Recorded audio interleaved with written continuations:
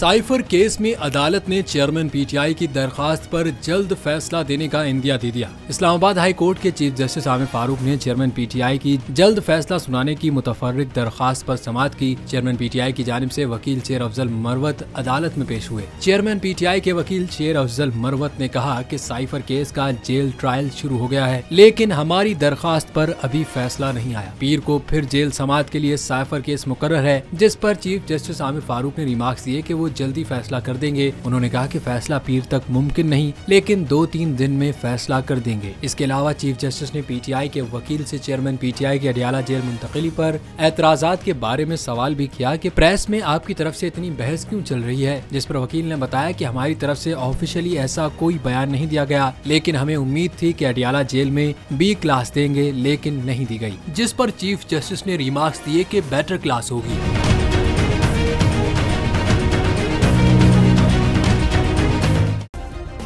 Subscribe करें और bell दबाएं ताकि कोई खबर रह न जाए।